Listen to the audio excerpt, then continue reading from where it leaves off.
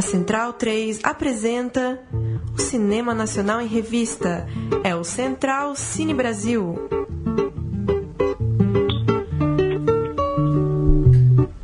Alô, amigo ouvinte da Rádio Central 3, esse é o Central Cine Brasil, que vem mais uma vez a vossos lares falar sobre cinema brasileiro. Eu sou Lucas Borges, comigo aqui Paulo Silva Júnior mais uma vez. E aí, Paulo? Dali Lucas, mais uma semana batendo um papo aí sobre mais um filme bem interessante aí da contemporaneidade da produção brasileira. Exatamente, hoje a gente vai falar de Corpo de Delito, documentário que esteve na Mostra Tiradentes, documentário de Pedro Rocha, cineasta cearense, que acompanhou a vida de Ivan, um homem de 30 anos, passou 8 anos da sua vida na cadeia e quando voltou para casa voltou com uma tornozeleira eletrônica. E, enfim, as dificuldades de viver essa liberdade em termos, essa liberdade pela metade, é o que é retratado nesse filme sobre o qual o Pedro vai falar com a gente agora por telefone. Boa noite, Pedro, como vai? Oi, boa noite, Lucas. Boa noite, Paulo. Tudo bom? Pedro, Paulo falando, começa apresentando o filme pra gente, então, só lembrando que o filme passou, como o Lucas citou, pela Mostra de Cinema de Tiradentes, e antes de chegar ao circuito comercial, tem uma exibição na Unibis Cultural, abrindo a mostra itinerante Histórias que Ficam, na próxima terça-feira, dia 18, às 7 da noite. Queria que você apresentasse o filme, apresentasse o projeto, a sacada, quando que você se deu conta, quando que você teve a ideia de acompanhar esse personagem, pra gente começar o papo? Sim, Paulo, o Corpo de Delito é um documentário financiado pelo Histórias que Ficam, que é um projeto da Fundação CSN, e que eles não só dão um aporte financeiro, como promovem uma série de laboratórios de desenvolvimento, de produção, para acompanhar o desenrolar do filme, né? Então, essa exibição do dia 18 é a abertura dessa mostra itinerante organizada pelo programa Histórias que Ficam. Além do Corpo de Delito, outros 3 documentários foram produzidos, né, por esse programa.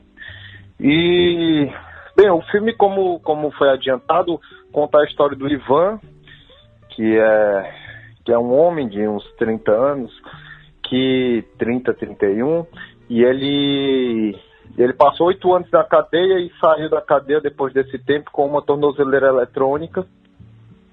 E a gente cruzou com ele em meados de 2015, quando a gente estava procurando fazer um filme sobre... a questão de fundo do filme é o estereótipo do criminoso. A gente sabe que tem uma série de questões sociais e históricas que concorrem pro bandido no Brasil ter uma determinada cara, que muitas vezes é a cara do jovem negro de periferia, aquela história que todo mundo já conhece. E aí a gente partiu para procurar um personagem a partir de uma questão do roteirista Diego Reufel, que imaginou um personagem que tivesse esse conflito com a tornozeleira eletrônica, né? Nos últimos anos, do Brasil se aumentou o uso dessa técnica, né, de vigilância que tira o apenado da cadeia e o põe no meio social, mas com trajetos limitados, né? Normalmente a pessoa sob esse monitoramento eletrônico, ela ou fica só em casa, ou pode ir da casa para o trabalho. Então, normalmente é esse simples trajeto que é monitorado. E o Ivan estava sob essa condição, e a gente chegou a ele através dessa pesquisa, como eu falei, fizemos uma seleção e escolhemos ele porque ele tinha ele tem essa questão dramática com o uso da tornozeleira, né? Para ele, apesar dele ter a consciência de que estar fora da cadeia era melhor do que estar lá, mesmo assim ele sentia com muita intensidade essa contradição que é estar no mundo e não poder ir para onde quer, né? De ter um caminho delimitado e que é monitorado 24 horas pelo GPS da polícia, né? E Pedro... Esse foi o... Certo. E Pedro, o filme traz uma série de situações que suscitam a curiosidade, né? Como você conseguiu gravar, né, em situações como aquelas?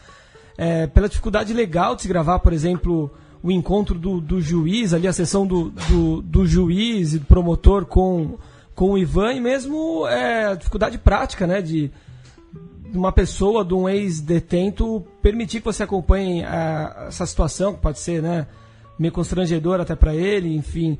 Como você conseguiu chegar até esse tipo de situação e conseguiu gravar esses encontros? Sim, no caso do Ivan, o encontro se deu a partir de uma pesquisa de personagens e a escolha dele se deu também desde o teste de câmera. A gente sentiu com ele que o Ivan assumia riscos diante da câmera, sabe? Que se expunha a um nível que não é usual, né? Normalmente as pessoas diante de uma câmera ficam mais tensas e buscam controlar um pouco mais a imagem pública que ela vai passar diante daquele aparelho.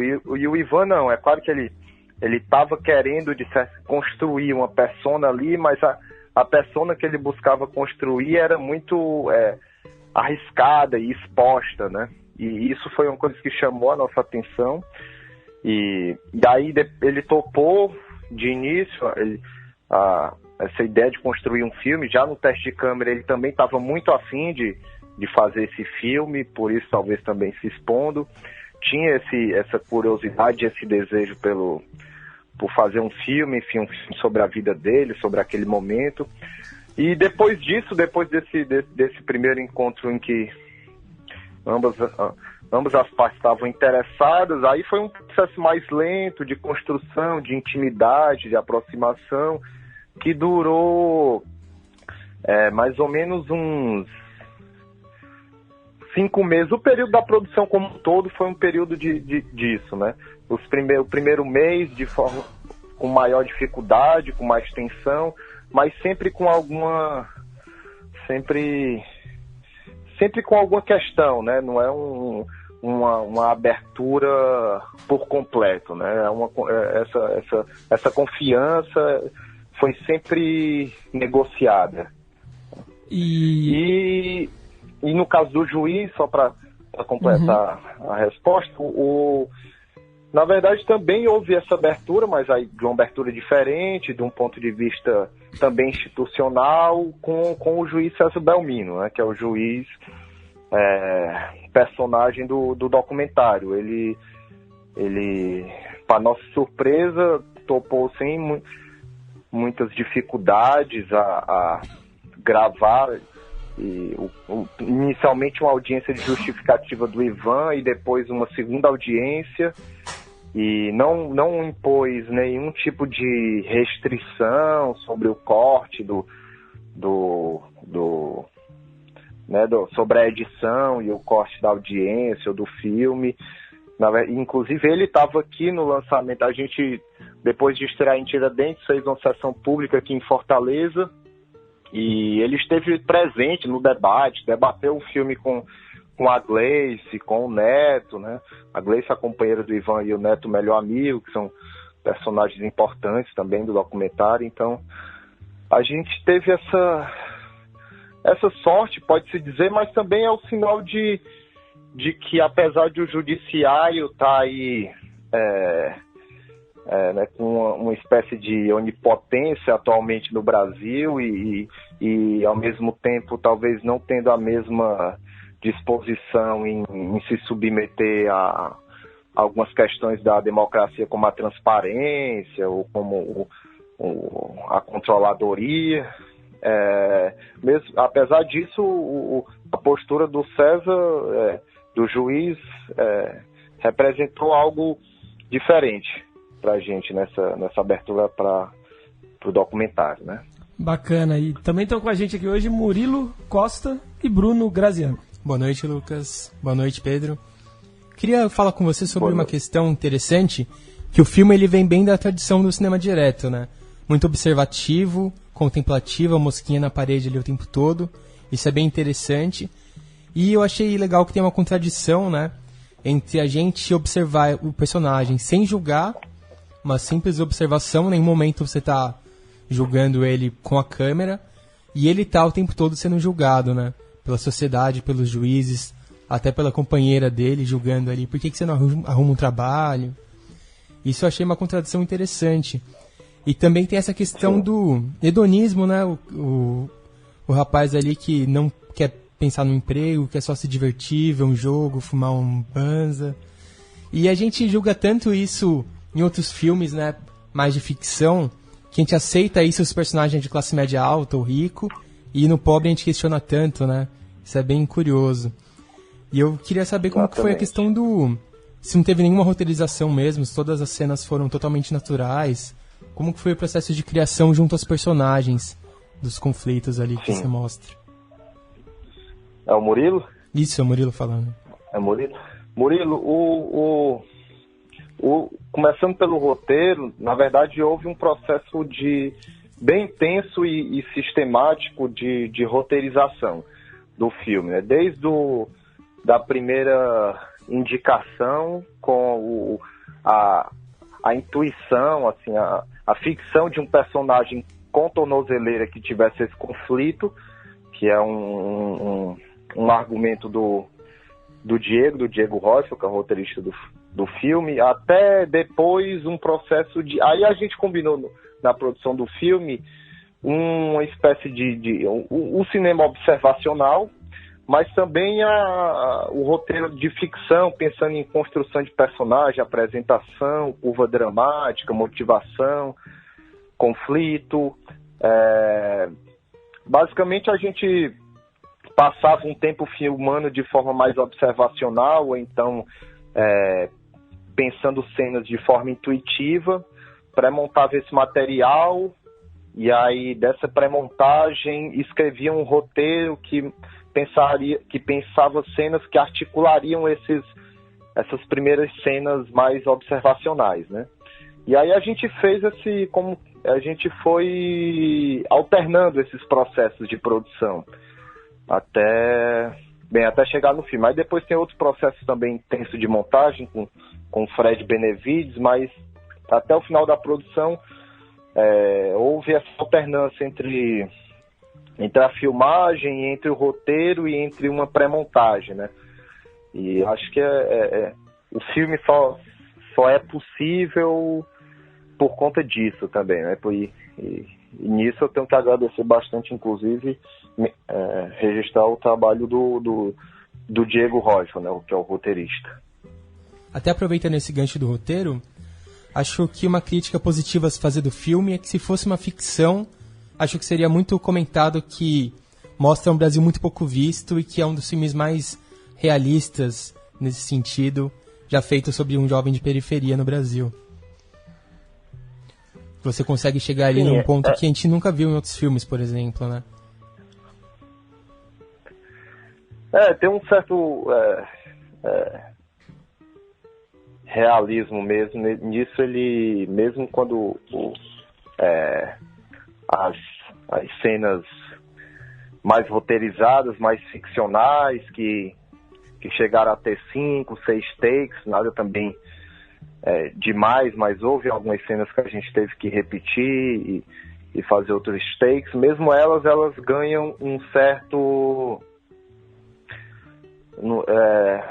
um certo realismo de uma mise-en-scène documental, porque é isso, não tinha... Os diálogos nunca foram escritos, as indicações de cena eram muito abertas e pontuais, e normalmente essas cenas escritas eram cenas que estavam muito coladas com o cotidiano deles, assim, não houve uma roteirização que fugisse muito das experiências do Neto, da Gleice e do Ivan, né? E eu esqueci de responder a questão do Murilo sobre o hedonismo. Eu posso... Pode falar.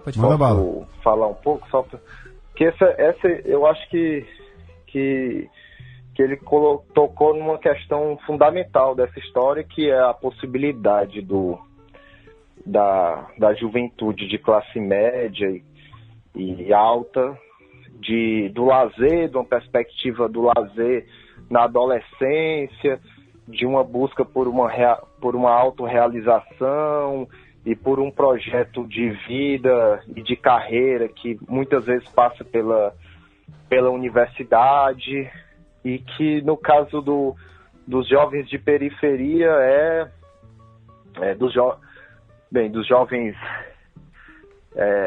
financeiramente pobres, eles parece que o que se exige deles é seguir uma moral estrita, muito rígida, de trabalho árduo e muito cedo.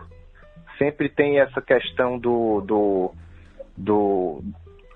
da redução da questão de não poder se trabalhar muito jovem, se bate sempre, você vê essa discussão de que com 16 anos não pode trabalhar, 14 anos não pode trabalhar, e ao mesmo tempo se você não trabalha, você vai para a cadeia. Só tem aí a discussão da redução da maioridade penal. Então você coloca como se você colocasse um único caminho para esses jovens, que é o dessa moral rígida do trabalho, porque também pelo histórico da educação, você provavelmente vai sobrar com os trabalhos que têm menor salário e que tem uma carga horária e um trabalho laboral muito cansativo, além da rotina de horas dentro do transporte público, muitas vezes. Então, o que sobra para esses jovens ou é esse caminho ou é o caminho da cadeia.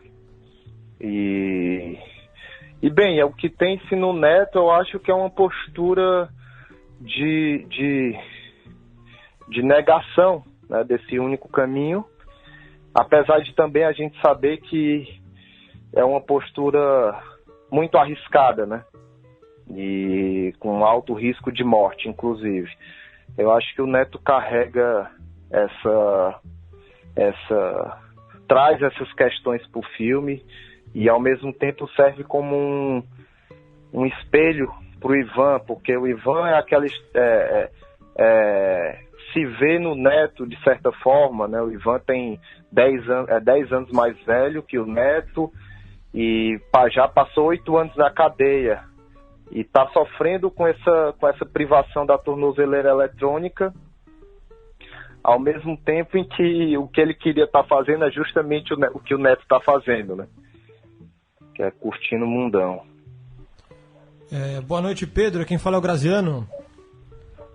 Oi, boa noite, Graziano. Boa noite. Pedro, eu conheço o Diego e tive a sorte de encontrá-lo logo depois da Mostra Tiradentes, no Rio de Janeiro, e ele tava, eu não sabia quem tinha ganhado, perguntei como é que foi a repercussão, ele falou que o filme tinha sido bem aceito, mas que não tinha ganho, e falou que a crítica em geral fez uma certa ligação com o filme vencedor, o Baronesa, da Juliana Antunes, e que realmente são filmes contemporâneos, né?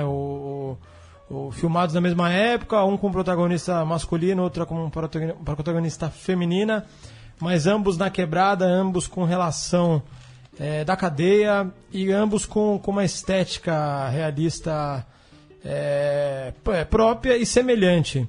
Queria saber se você concorda com essa ligação e o que você pensa sobre a distinção hoje do documentário e da ficção. Você considera seu filme um documentário ou uma ficção? E como é que está funcionando essa ligação? Sim, Graziano, eu não assisti o Baronesa, tenho que confessar, porque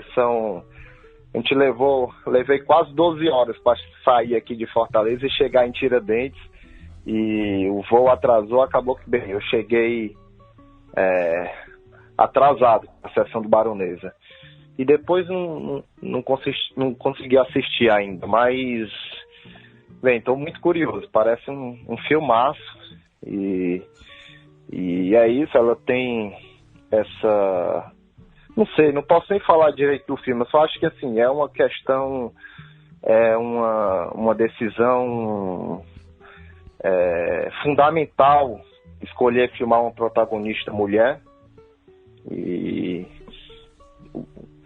é mais ou menos isso que eu posso falar. Infelizmente eu não posso comparar com o Corpo de Elite, apesar de ter essa proximidade, né, eu sei que ela filmou a guerra, né, a comunidade que ela filmou estava em guerra, na guerra do tráfico, enquanto a favela dos índios estava em paz, porque a pacificação do PCC, na época, em 2015, estava muito forte, entre várias comunidades aqui de Fortaleza. O PCC tem pelo menos é o que se diz, que o PCC tem um contingente grande aqui na cidade, né? Um dos maiores fora de São Paulo. E na época a favela dos índios estava em paz, e eu acho que isso também foi muito importante. Assim, não é que foi importante, foi uma condição básica para a gente conseguir filmagem. Apesar da gente ter passado um bom tempo filmando só dentro da casa do Ivan e depois dentro de outros espaços internos, acho que demorou mais de um mês para começar a filmar beco. Mas isso também só foi possível por conta dessa pacificação. Hoje, por exemplo, o que eu sei é que, bem, todos sabem que a paz entre o PCC e o Comando Vermelho, e depois outras, Família do Norte, outras facções, a coisa tá... O Brasil tá em plena guerra, pode-se dizer, e lá na favela dos índios não é diferente. Já tá... O que eu sei é que tá todo mundo andando armado, né, e que agora comunidades muito próximas já estão entrando em guerra. Essa é uma das curiosidades que eu trago também sobre o Baronesa. Como eu não consigo imaginar como filmar uma comunidade na guerra do tráfico e ao mesmo tempo ter uma tranquilidade, uma serenidade, como parece que a Juliana teve, para fazer trabalho de cena, né, para pensar um tempo de cinema que é um tempo mais aberto, mais livre de criação, né, que não é só aquela porradaria de um documentário mais jornalístico de ação, né? Pedro, eu acho que eu queria só pedir, antes de você continuar, para situa a favela dos índios pra gente, em relação a Fortaleza, para quem quer ter uma noção. É o personagem, espaço-tempo do filme, é o lugar também. Sim. Fortaleza é uma cidade bem plana, para quem não conhece, então não tem essa história de morro, como tem no Rio, né? E você tem uma periferia muito grande, uma cidade juntando a região metropolitana, quase 3 milhões de habitantes, se não for mais já. E então você tem uma periferia muito grande na cidade, mas você tem algumas comunidades encravadas entre bairros mais ricos.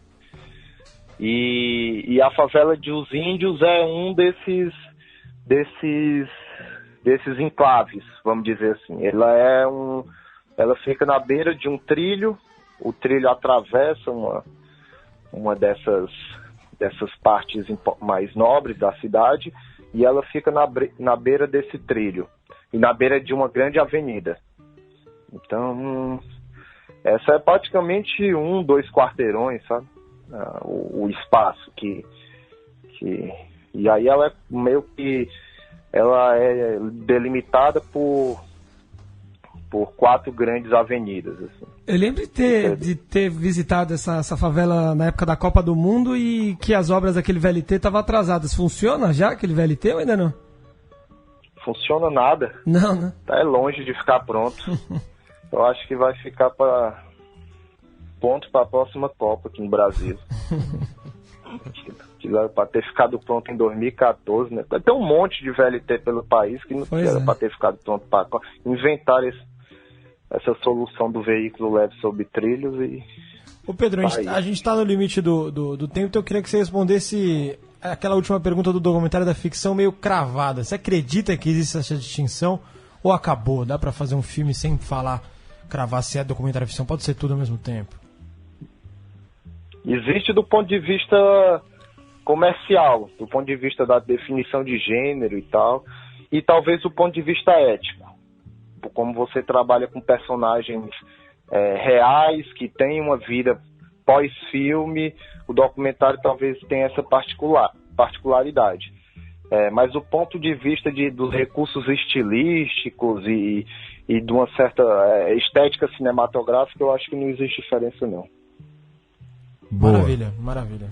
Beleza, falamos com Pedro Rocha, diretor de Corpo de Delito. Só repassar, tem essa sessão na Unibis Cultural, terça-feira, dia 18, agora, 7 da noite.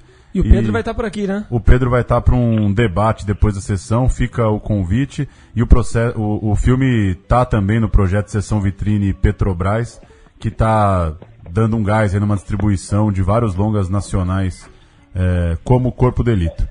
Valeu, Pedro, um abraço. Boa sorte com o filme aí, Pedro. Mas, pessoal, muito obrigado pela conversa e boa noite. Obrigadão, um abraço. Vamos ouvir um trechinho do trailer, então, de Corpo de Delito, e a gente volta com o bloco de história.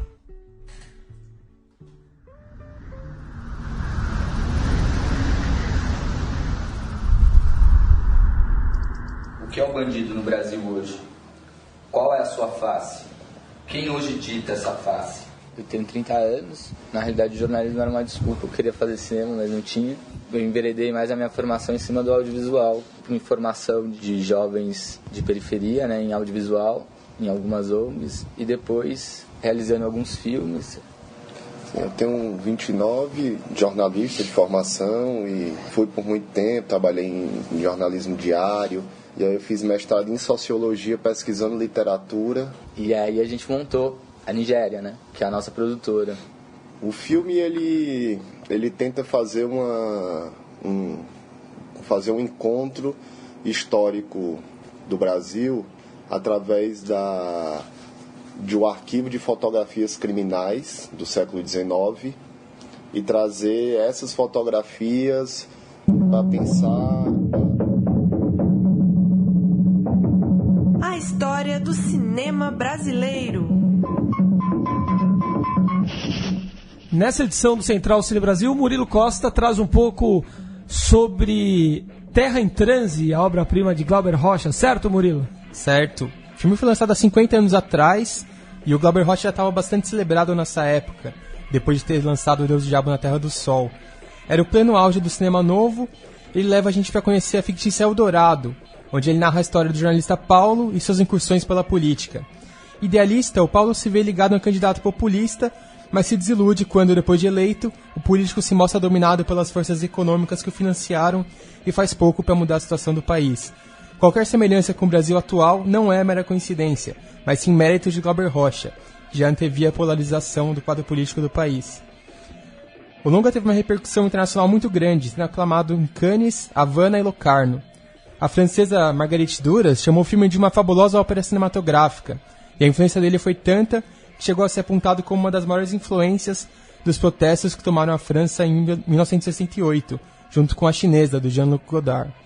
Já no Brasil, as polêmicas falaram mais alto, e o filme, além de sofrer a censura do regime militar, foi chamado de fascista por esquerdistas como Fernando Gabeira e outros intelectuais da época. Hoje, o filme é considerado uma obra-prima do cinema brasileiro, e traz, além do roteiro com muita crítica social, complexidade de narrativa e de estrutura, e uma questão muito onírica, né? É quase um sonho do protagonista. Tem um elenco de primeira, com Jardel Filho, Paulo Altran, José Léo Goy, Hugo Carvana, Danusa Leão, Joffre Soares e Paulo César Pereio, ajudando a contar a história de Eldorado. Fala um pouquinho aí sobre Terra em Transe, Grazi. Caetano Veloso que não cansa de falar que Terra em Transe foi a grande inspiração da Tropicália, né? E Glauber Rocha escreveu pouco antes de morrer que se tivesse que ser lembrado por um ou dois filmes, ele colocou 3, que é Terra em Transe, Deus e o Diabo e A Idade da Terra. Eu considero Terra em Transe o melhor filme do Glauber, embora tenha a mitologia do Deus e o Diabo, que estruturalmente é muito complexo, muito bonito. Ele atingiu o auge de tudo que era proposto no cinema novo em Terra em Transe, né? A câmera livre do DB Luft, a montagem dialética onírica. Explique o que é o DB Luft para o amigo ouvinte, por favor, Graça. DB Luft, que morreu ano passado, é saudoso, é o maior operador de câmera brasileiro de todos os tempos e um dos grandes diretores de fotografia do cinema novo. E ele foi o inspirador da frase famosa que dizem que é do Glauber, mas muita gente diz também que não é. Enfim, uma frase meio sem pai, mas que é a frase chave aí do novo cinema brasileiro, que é uma câmera na mão e uma ideia na cabeça, né? Que o Glauber fazia piada, que era só chamar o DB Luft e ter bons atores, que o filme saía. Mesmo que fosse uma piada, era um pouco isso, né? E no Terra em Transe ele realmente baila. E o estilo dele é esse, pegar a câmera na mão e sair andando pelo cenário, e as coisas iam acontecendo como se fosse um teatro, e ele circulando por ali com a câmera, do jeito dele, filmando tudo com uma estética muito própria. O Glauber falou uma vez, escreveu uma vez, que o DB Luft permitia que ele chupasse inspiração no Brecht, podendo ser livre como o cinema. Então ele brincava de ser Brecht com o DB Luft. Assim. Interessante. Terra em Transe, isso aí, 50 anos, tá bonitão aí no YouTube pra você assistir. Nosso tempo tá meio curto hoje, então a gente não vai colocar um trecho do filme. Pra dar um giro por algumas notícias e produções brasileiras, listar alguns filmes que estão apoiados pela Ancine aí em festivais internacionais por esses dias. Está acontecendo a 35ª edição do Festival Internacional de Cinema do Uruguai, que conta com Pendular, de Júlia Murat, na competitiva internacional, e A Cidade do Futuro, de Cláudio Marques e Marília Hugues, na competição de novos realizadores. A Cidade do Futuro também estará no Festival Internacional de Cinema Independente de Buenos Aires, que rola de 19 a 30 de abril. E na Argentina também estarão Meu Corpo é Político, de Alik Riff, Los Territórios, uma coprodução Brasil-Argentina-Palestina, dirigida por Ivan Granovski, e Arábia, de Afonso Shoa e João Dumans. Qual é o melhor cinema, Paulo Júnior? O argentino ou o brasileiro? O brasileiro. Todos concordam? Gostou? Você gosta Não de respostas objetivas? Assim, eu acho a resposta óbvia mesmo. Mas realmente Murilo Costa tá aí pra quebrar a regra, né? Eu gosto dos portenhos, eu gosto bastante. Pra completar a lista de títulos que a gente fica de olho aí e vai acompanhando, também vão estar no Bafice, participando da Buenos Aires Lab, os filmes No Coração do Mundo, de Maurílio Martins e Gabriel Martins, A Sombra do Pai, de Gabriela Amaral Almeida, Bicha Morta, de Felipe Augusto de Santo, e Encontro Deus na Madrugada, de Marcela Bordim e Bruno Carboni. Para fechar esse ciclo aqui dos filmes citados, na Suíça, de 21 a 29 de abril, Visões do Réu, Capa Crucis, o curta de João Borges, vai estar lá representando o Brasil, Meu Corpo é Político, já citado, de Alice Riff, e Navios da Terra, uma coprodução Brasil-Taiwan, dirigido por Simone Cortesão, vão estar representando nos longas. E na sessão do evento dedicada a projetos em finalização, tem também um filme brasileiro, Piripicura, de Mariana Oliva, Renata Terra e Bruno Jorge. Uma lista aí de filmes pra gente ficar de olho na próxima temporada. Legal, e mais uma de festivais internacionais, o Hot Docs, no Canadá, entre 27 de abril e 7 de maio, terá Divinas Divas, de Leandra Leal, na mostra Singular Sensations. E saiu também a seleção do Festival de Cannes, e dessa vez 100 brasileiros na competição, depois da grande repercussão com Aquarius no ano passado. Um curta nacional foi escolhido na mostra Cine Foundation, voltada para universitários. Esse curta é Vazio do Lado de Fora, de Eduardo Brandão Filho, da UFRJ. Ainda serão divulgadas nos próximos dias as mostras paralelas do festival. Esse ano não tem Dona Clara, então. Sem Dona Esse Clara, ano sem grande... E o Brasil que fez... levou 8 filmes para Berlim, né? Sim. Inclusive, uma das matérias que eu li a respeito da seleção de Cannes, um crítico colocava isso. É natural ter uma certa ressaca também. O ano passado foi muito brasileiro, né? Sim. Lá fora é um pouco normal não ter tantos nesse ano. Falando em Berlim, Joaquim pra estreia, né? Joaquim para estreia semana. segunda-feira e quinta-feira que vem, circuito comercial. E né? Martírio também, né? Pro grande público. Martírio nessa quinta-feira, 13 de abril. Vocês que viram, não dá pra deixar de falar do filme do ano, talvez, tem que ver. né? O filme é absurdo, assim. Filme... Baita avaliação do Estadão, ótimo, e na Folha, foi o Inácio, eu acho. Regular, segundo a Folha. Eu li essa daí rapidamente, que diz que o filme teve a premissa nobre, mas que esqueceu da arte. Eu acho meio absurdo. Ok, dá pra dizer que talvez o roteiro pudesse ser mais concatenado ali, mais inteligente, mas dar o regular para um filme com tanta virtude, eu acho meio absurdo. Eu acho levemente arrastado o filme, e com um pouquinho de problema de estrutura, assim, até de estética. A estética dele não é caprichada, por exemplo, mas a questão é muito urgente, mano. Um tema vital pro Brasil. Problema. E a experiência, passar 2 horas no cinema vendo um filme desse, tudo bem, talvez na frieza lá, na hora de fazer uma crítica, o cara consegue refletir sobre isso. Mas eu não acho que é um filme que você sai frustrado com nenhuma demanda técnica. Pelo contrário, a experiência é muito cabulosa pra você... Se não te choca o filme, é que você tá com algum problema mesmo, enfim. Não é possível. Vocês acham que o filme vai quebrar barreiras mesmo? Como, por exemplo, quebrou O Prisioneiro da Grade de Ferro, que chegou na TV aberta, que foi para 80 países, que gerou a discussão no começo ali desse boom de tragédias ligadas do sistema carcerário. Eu acho que vai gerar barulho e repercussão. O problema é por ser um filme difícil mesmo, longo, né? Não sei se o grande público vai absorver de forma tão rápida, mas que vai fazer barulho e vai além, com certeza. Mas por isso foi a minha ressalva até. Eu achei ele um pouco arrastado para levar essa questão para públicos mais amplos. Acho que se ele fosse mais conciso ali, 1h20, 1h30, tinha muito mais chances de ter esse boom, porque a questão repercutiu no Facebook não faz tanto tempo. O pessoal tem isso na cabeça. De repente vai lá assistir, acha o filme chato, com 20 minutos sai da sala. Eu acho que o filme não dava pra ser mais curto também, por outro lado, né? Porque é uma paulada absurda, assim. Não, é complexo. É arrastado, mas eu não acho que não tem enrolação.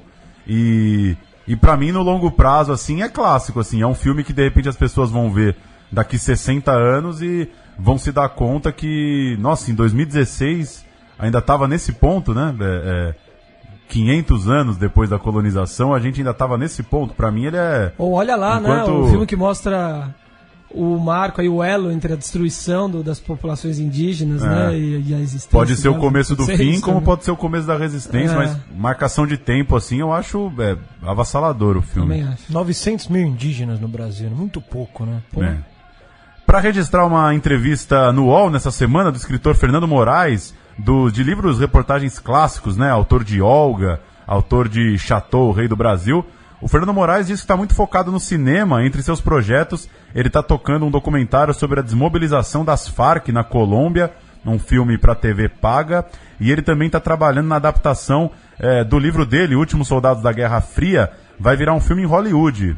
Interessante a entrevista do Fernando Moraes, dizendo que está numa fase, dando um gás muito maior no cinema do que em novos livros. E para fechar, até 28 de abril, o Sinusp, na Universidade de São Paulo, está exibindo a mostra Obscena, filmes que têm o sexo como eixo temático, mais uma mostra cujo texto de introdução ressalta que é o sexo sem forma erotizada, tentando trabalhar outras reflexões em torno do tema. E na segunda-feira, dia 24, tem o filme, direção aqui do Bruno Graziano, junto com Hugo Moura e Denise Coutinho, participação também do Murilo. Godinho, né? Godinho, desculpa. A primeira vez no cinema brasileiro. Documentário vai ser exibido na segunda-feira, dia 24. Outro representante brasileiro é Nova Dubai, de Gustavo Vinagre. Vai passar na segunda-feira, dia 17. Vale a pena ver isso aí? Vale a pena? Filme com cheiro, documentário bom sobre sexo, isso aí, sem glamour, sem erotização. Documentário mais popular, tentando falar tanto com o pessoal interessado na história do cinema, quanto com o povão mesmo, que quer saber da história do primeiro filme de putaria do Brasil. 1,5 milhão de visualizações já no YouTube, Murilo. E o filme, quantos ingressos vendeu, Coisas Eróticas, na época? Oficialmente, que era da Embrafilme os dados, agora ele passou para a Ancine, 4,7 milhões. Passou anos e anos no top 5 de filmes mais vistos do Brasil. Ainda é o top 15, acho que não é o 15º. Agora a gente que fez o filme viu notícias de jornais que chegaram a anunciar 8 milhões. E tem uma, mas que é pouco confiável, porque era do Notícias Populares, que o filme chegou a 20 milhões de espectadores. Mas de 8 milhões eu acredito, porque era dado um discurso de todos os entrevistados que o público foi maior do que o registrado.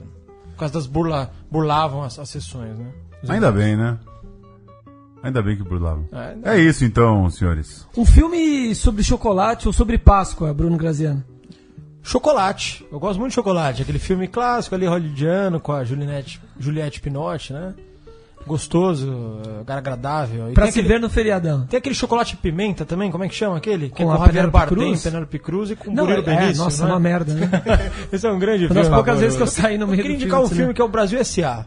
Eu achei um filmaço. Sim, achei sim. uma pira. poesia, uma ópera aí. Um Tem barato. programa, hein, sobre o Brasil S.A. Tem? Fizemos. Opa, isso. Entrevistado. Fazer a lição de casa. Valeu, então. Até semana que vem. Valeu, um abraço. Tchau, Murilo. Abraço. Um abraço a todos. Valeu, Leandro e a mim.